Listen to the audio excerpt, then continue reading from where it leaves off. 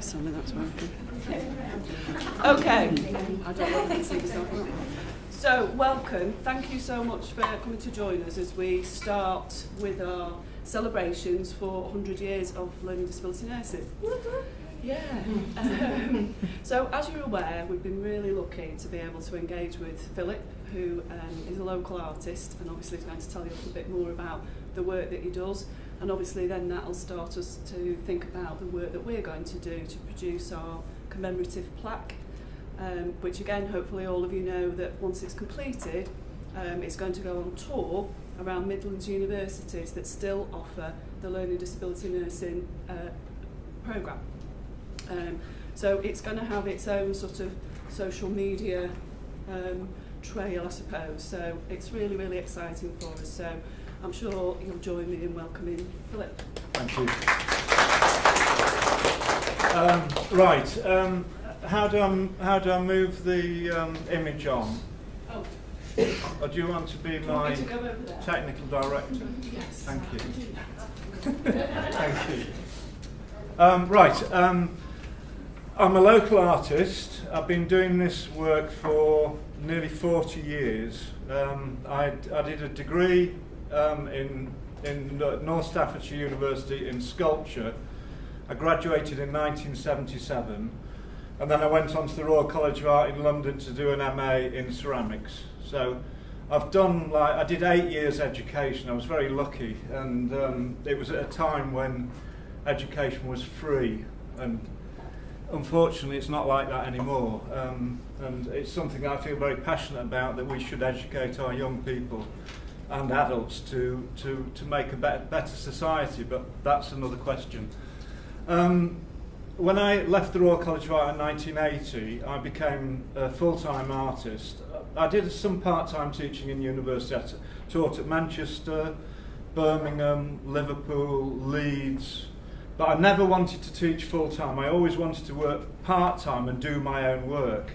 So I had a studio in Somerset to start off with, for 3 years, and then eventually I decided I really wanted to come back to Stoke because the price of property was very cheap in comparison to Somerset. So I sold a house in Somerset, a very small cottage in Somerset, for £27,000, and bought a house in Stoke, 5-bedroomed house in Stoke, for the same price, £27,000. The house in Stoke was derelict, so I had to rebuild it. So I lived in the stable block. I live in Packmore. You've been to my house, haven't you? Been to your house, yes. It's one of the oldest houses in the area. It was built in 1650, and my workshop is in the stable block. So that's where I work. But that's where I lived for 1.5 years while I was doing up the house. But eventually, when I did up the house, I moved my work back into the workshop and started working. I've been doing educational work for over 30 years, and it's something I'm very passionate about. I'm very passionate about ceramics, and I'm very passionate about working with people and the dynamics of that process. You've been asked to do this piece of work. It's a very, very important piece of work in terms of promoting disabled nursing. Now, you might say, I'm not creative, I can't do this, but believe me, you will be able to do some lovely work for this piece of work. And every piece of work tells a story about the person that's made the tile. So it's a very special piece of work, and it's, like Louise says, it's going to go on a nationwide tour, so it's going to be seen by literally thousands of people, probably. I hope so. And that's why it's so important. It's a tool to promote disabled nursing. I'm just the person here to create the magic to make it happen, but you're the people that do the work. Obviously you've got lots of different specialisms probably in disabled nursing, so you'll make a tile relevant to what you believe in, what you're passionate about, what you think is really, really important. We can use visual images, we can do visual images, and we can also use words. You can have bits of poetry if you want in your work, you can have philosophical statements about disabled nursing, you can have anything you want. But what makes the piece magic is every piece that's made is a personal piece of work which tells a story. It might be only a small story, but that story makes the whole piece a very important piece of work. and it communicates really, really well, because when somebody sees that, they look at that piece of work and they start investigating each piece that's being made, and it tells a very, very important story about what you're passionate about. Now, first of all, I'm going to show you some work that I've done before. If you want to ask any questions, stop me and just put your hand up. But I'll have a question and answers session after the piece of work. I've brought a piece of work in because I think it's really important for you to see. This is the kind of work that I do. This is my work, and it's all ceramic. And I make all these individual pieces, like the dragonfly, the passenger pigeon. That's a very special bird. That it was the most prolific bird on the planet. There were millions of them in the Americas, but when the early settlers went over, they shot and ate them all. So it's now extinct. The last one died when the First World War finished in 1918 in the Chicago Zoo. So stuff like that is really. I'm very passionate about ecology, about anti-war, about education, about all sorts of things. But this is what the work is about. And each piece tells a story. Like I say, we create art from dirt, Stoke-on-Trent. Everything's got a meaning. I'll just put that back there. Right. This is a piece I did about Manchester. I'm very passionate about Manchester and the music that's come out of Manchester, and I thought I would make a piece of work which celebrated that in a very positive way. So it's got all sorts of. You probably recognise a lot of the people on there. Okay, do you want to move on? Well, yeah, I talked about the passenger pigeon, but these are some of the other birds we've destroyed over the years. It's a guitar, but it's called the Sound of Extinction. It's a guitar which doesn't play anymore. It's got no sound, just like these birds have got no sound because they're all dead. And it's an ecological statement about us preserving the planet and preserving species. Thank you. I made this as an emotional response to the Manchester bombing. I don't know if anybody saw it. Did anybody see the programme about the survivors of the Manchester bombing? And did anybody see that programme? No? You did. You did as well. Yeah. It was a very special programme. It was about living after what had happened and how people emotionally responded to that event, and the sense of forgiveness was amazing. It just really struck me as being a really important thing. So this is the reason why I made this. It's like a teapot with a flower growing out with a bee of Manchester, and it's got things like one people, one world, one love. Because we are living in a planet which is infinitely getting smaller as we speak. There's so many different races of people living on the planet, and it's really important that we get on with each other and don't fight and destroy the place. And that's part of the statement of the piece of work. Yeah, do you want to carry on? I was commissioned to make this piece of work for Middleport Pottery. It's in the museum at Middleport Pottery. Have you seen it? Thank you. Yeah, if you go to Middleport, you'll see it.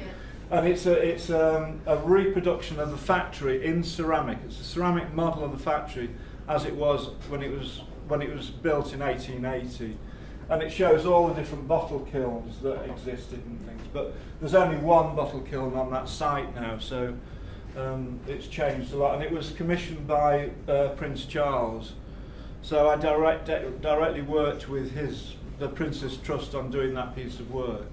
And round the base of the piece of work is a big mosaic, and it's got all the stuff that the factory's made over the years, bits of pottery and bits of royal memorabilia, because they did lots of things relating to the royal weddings and stuff like that. So, and it's about 6 foot by 5 foot by about that high.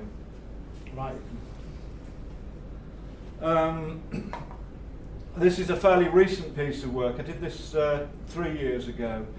And it was done what happened is the House of Parliament have Minton tiles, which are these tiles here, and the floors are wearing out because they were put down in 1860, and they've had so many people walk over them, the tiles are disappearing. And I was donated 120 Minton tiles from Parliament. I had to go down to the House of Parliament, pick them up, bring them back, and then I was. Has anybody heard of this thing called the Speaker's Art Fund?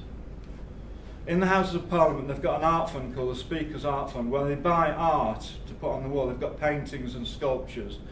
And for the first time ever, they've financed an outside project to do a piece of work that's not in Parliament. And it was paid for by the Houses of Parliament. And these tiles were built into this piece of work. What I created was a speaker's corner.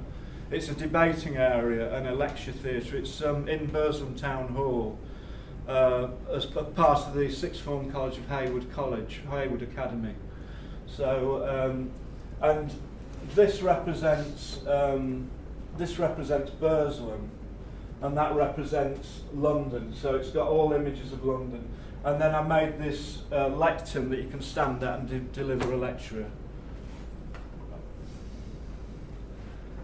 This piece of work was made for the Gladstone Pottery Museum. It's has anybody been to the Gladstone Pottery Museum?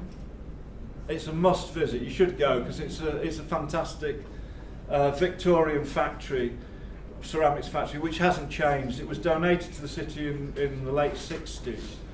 To the council. It was given to the council, and then the council built a museum around what was there. It's got bottle kilns, it's got everything as a ceramic factory would have been in Victorian times. So it's like walking back in time. And they asked me to produce a piece of work which celebrated Gladstone pottery. And this is the sort of thing that you could make. You know, these are all cut into clay, the letters, and then this is modelled in and stuff.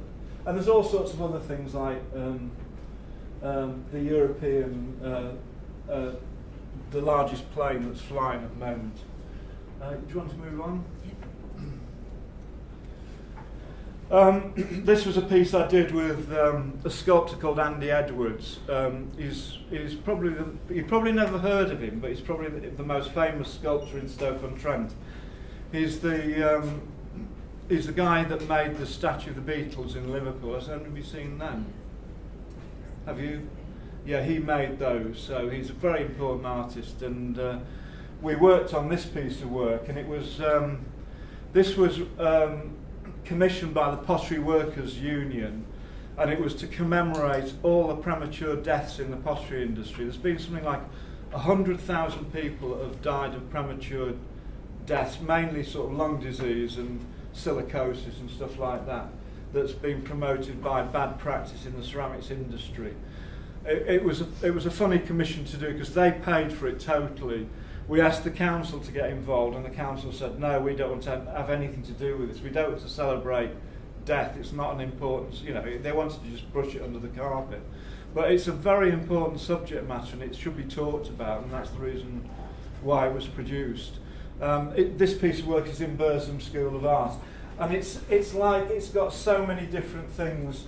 Well, it's got save and support the NHS and stuff like that on it. It's got loads of stuff about the laws that were brought in to make working conditions better for working class people. So, yeah, thank you. This was a bit of a daft commission. I know this woman who's an Elvis Presley expert. She goes all around the planet doing lectures about Elvis Presley. So she commissioned me to make a shrine for Elvis Presley. So it's Elvis Presley and a guitar, and then all the stuff is related to Elvis Presley. This piece of work I did last year. Has anybody been to the German War Cemetery in Cannock Chase? These are places you really have to go and see. After the Second World War, there was loads of dead German prisoners here, and like pilots who had been shot down, and their bodies were in England, and they made a cemetery. They were going to put it in London, but they decided that after the Second World War, it would be a bit insensitive to have it in London, so they built a special cemetery in the middle of nowhere, and it's in a forest on Cannock Chase. If you go through Cannock Chase, through the forest, you'll see a sign. Well, you just Google it. It's the German War Cemetery. It's got something like 2,500 dead German soldiers from the First World War and 3,500 from the Second World War. It's a massive place, and it's really special. And there's still German people go and visit that cemetery. Very few English people go to the cemetery, but it's a really special place, and it makes you realise the sort of bloody futility of war, really. The fact that, you know, all those German men, they're all like 21 and 19, 18, they're nearly all under 30, and they've all, you know, died. But obviously war is a very emotive subject matter, and I mean, my father was in the Second World War. Both my grandparents were in the First World War. So, and I think those were just wars, because we had to stop fascism. Fascism was bloody evil, really, and it's important that we stopped fascism. But other wars, stuff like the Iraq War, the Afghanistan War, the war in Lebanon, the war that's raging in Palestine and Israel, wars in Africa, they're all really bad news, and they're generally determined by people selling weapons to people. But anyway, so what happens every year, 30 German students come to the cemetery and do documentation of all the graves and finding out where the families are and inviting the families to come over and have a look at the graves and things. And so they decided to make a piece.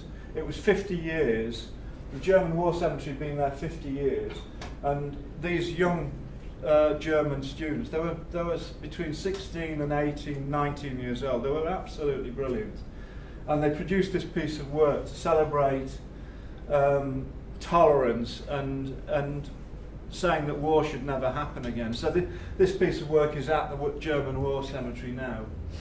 Thank you. Last year, Stoke-on-Trent went to try and get the Year of Culture, and I made this as an emotional response. It's a pottery kiln, but you can wear it as a hat.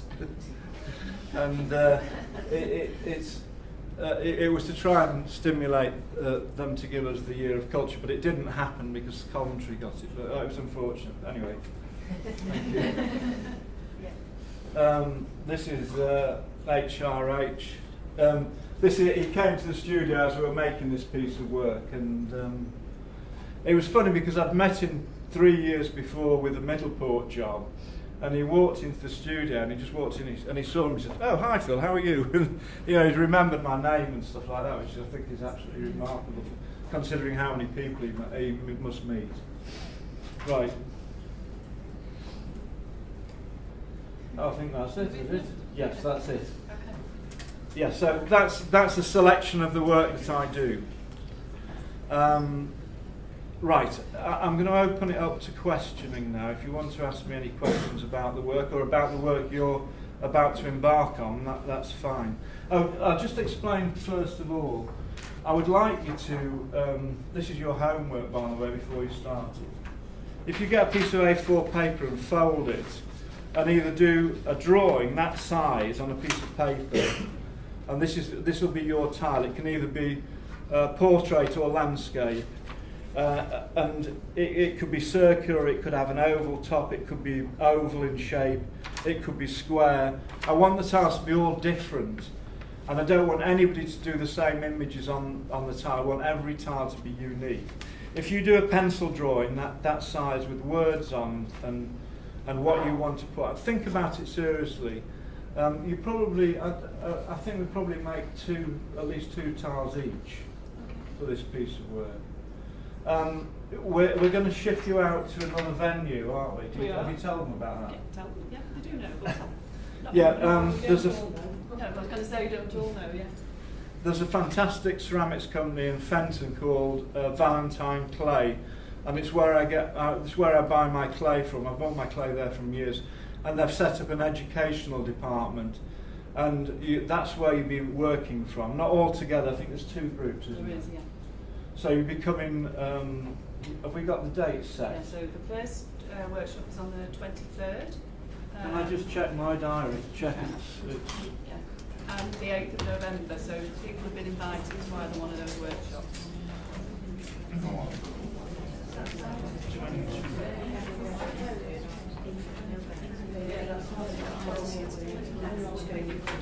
Yeah, it's next Tuesday, the first one. And then the next one is the 8th of November.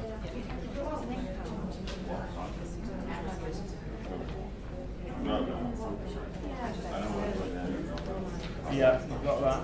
And then we have one day decorating the work. Yeah, she's got to agree. Oh, we have to agree that. We'll talk about that later. So, you come to Valentine's, you'll be making, say, 2 tiles each, and then those tiles will be fired in the kilns at Valentine's, and then about a week later, you'll be invited back for decorating the work. So you've got ownership on your tile right the way through.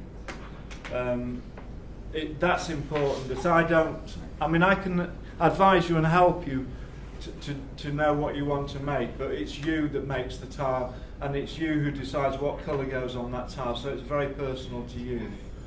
And then once it's all fired, I put it together and deliver it back to you on a huge board which will go on nationwide tour. Any questions? Yes? How do you envisage it?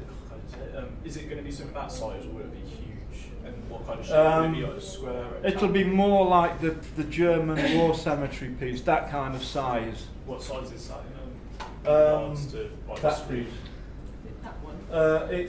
It's probably 4 foot wide by 6 foot high. Oh wow. It all depends how many tiles that you make to how much space that those tiles take up to what I actually create. In between your tiles there will be bits of broken ceramics from Stoke, so it'll have a script down the middle of the piece. It'll what will the script say? Celebrating 100 years of disabled nursing. Yes. Yeah. So I mean, you can make I can make the script, but if you any of you guys want to make the script, you can do as well. Yeah. You can decide what graphics and typeface to use as well and stuff. Are we looking at one flat piece of clay, or will it be one flat piece of clay that we can build up on, or then? No, it has to be a flat piece of clay, because if you can imagine, when I stick these pieces onto the board, it all has to be grouted in between the spaces. So we're pushing the images in as opposed to building them up. Yeah, You've got to say us guys, we've got an emblem that represents our day service. So yeah. Potentially, when we discussed it further, we might use that for one of ours. Yeah. So are we we'd be looking at actually pushing that image in to create it as opposed to building it? Yeah, you draw.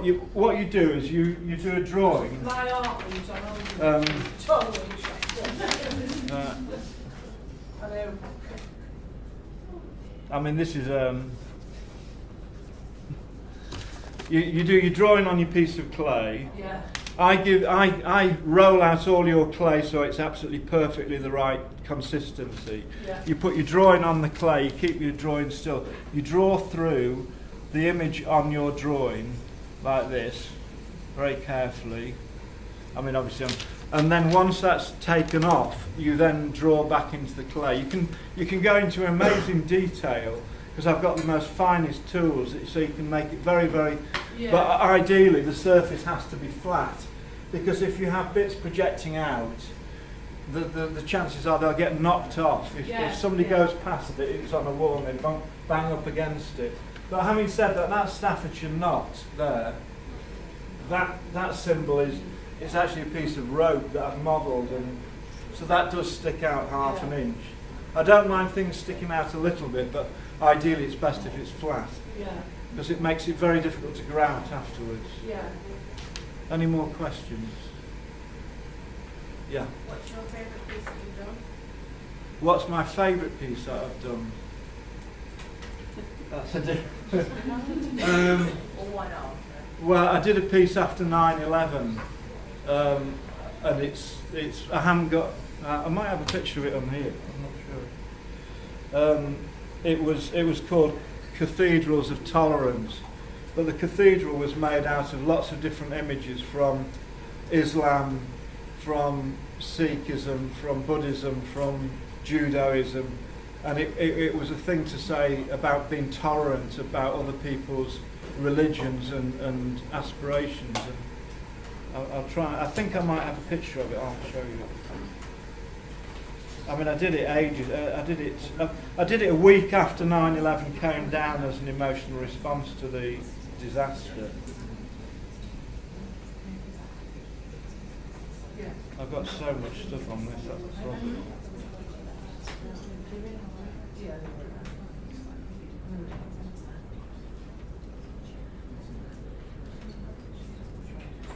So, Phil, our day with you is Tuesday morning. Sorry? Our workshop day is next Tuesday. Right. Is the DAS self-drying clay a dirty word to you, or if we were to have a practice on that in the next couple of days and bring that along? So Yeah, if you can get your drawings sorted out. yeah. If you can get your drawings You've got sorted. clay as well, you see. It's the air drying DAS stuff, whatever it's called. It used to be DAS, what's it called now? You know that air dry clay that you Yeah. get? That's what we generally work with. No, this is. That's what I'm saying though, but if we had practice with that. Yeah, that's fine. Yeah, there's nothing bring to stop you that practicing along on that air dried sort of clay. size. But the problem with air dry clay, it's not fired, so No, I know, I'm just saying. it can't be used. You know, But yeah, as a practice, that's fine. That's perhaps we need a little bit Yeah. more time with some of the other guys. yeah. You might just make some small decorative pieces as well, which should be used to decorate the borders and the edges and things. Yeah. You know, until we start with the workshops, I don't know what's going to happen. This is always the case with anything I ever do.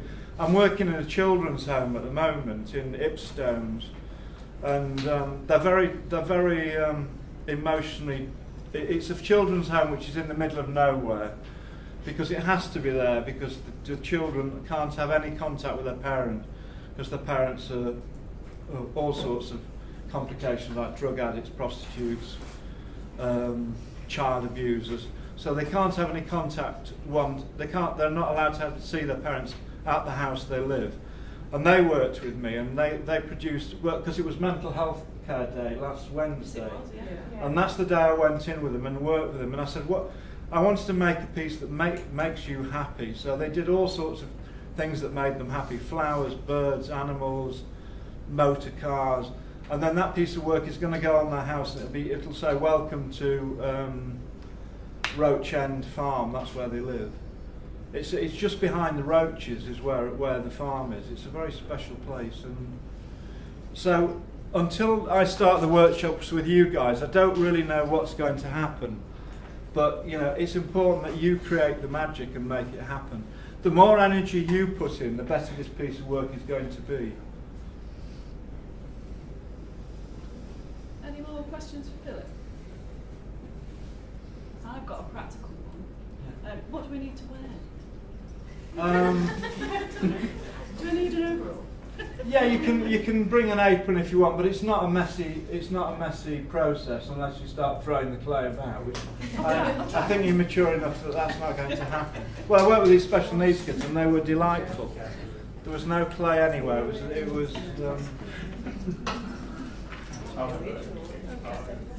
Any more questions? Obviously, you don't need to stay with us. I'm just. Do you want to take a seat? Thank you. So, yeah. Thank you. I suppose really just listening to Philip, I was thinking about there's some parallels. Do you think about the work that Philip does and the work that we do as learning disability nurses? His passion is obvious, and we also know that as learning disability nurses, we've got to carry that passion on. And I know you talked about sort of some of the work and thinking about what war means, but it made me think about the battle that is ahead of us really, in terms of we want to celebrate 100 years of learning disability nursing, but we know that there's some difficulties and challenges that lie ahead And certainly when we hand over to our third years, they'll be able to give you more of a sense of that and understand where we're coming from.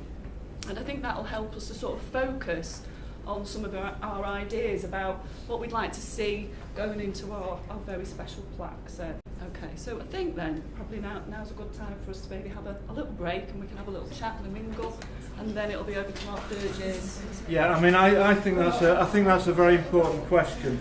Don't just think about this as here and now. You can think about it as here and now, but what is your future? What is the future of disabled nursing?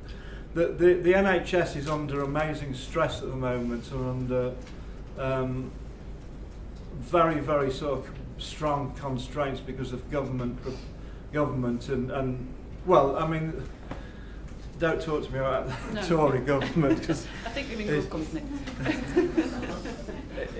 You know, they're not very compassionate, really. I think I'd like to live in a more compassionate society where we do look after our disabled people better, and do look after our old people better, do spend more money on education. That's the things that are important, not spending money on bloody missiles and weapons and stuff. That's just how I feel. I'm sorry, but you know, why do we spend £40 billion on Trident submarines when we're never going to use those weapons? If we use those weapons, we destroy the earth anyway. So what's the point of spending that money? Why don't we spend that money on our people, looking after our people? It's pretty basic. Yeah. Okay. But thank you. Thank you.